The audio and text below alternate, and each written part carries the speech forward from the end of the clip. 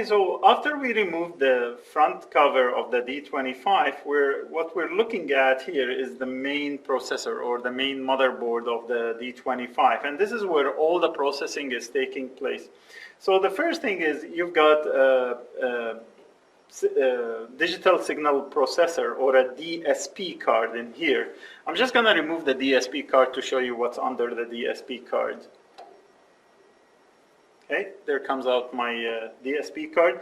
Also in here you've got a memory expansion card, right? Which means that you can have either 4 meg or up to 20 meg, which means if you want to have the extra 16 megs, that's what this card is all about, right? So you add the extra 16 meg expansion, and it comes with its own battery. The shelf life of this battery is 5 years, which needs to be replaced periodically by your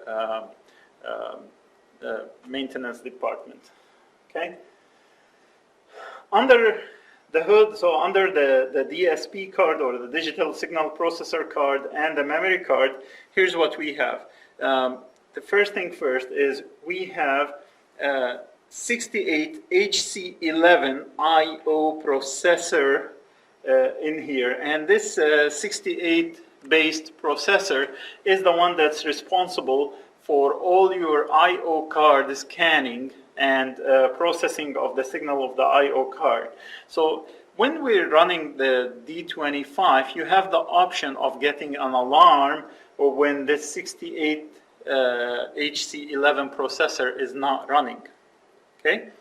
The next is the main CPU, which is an MC68360 CPU, and this CPU is the main processor on the entire board. So that's where all the processing of the code and the applications that are running goes through this processor. Okay, just like your main motherboard in your computers. This is the flash, which is the base, the 4 megabyte flash, and like I said, you can add an expansion 16 megabyte if required. We've got the boot ROM, which is very important, and in this case, I'm not sure if you can take a look at the writing on this boot ROM.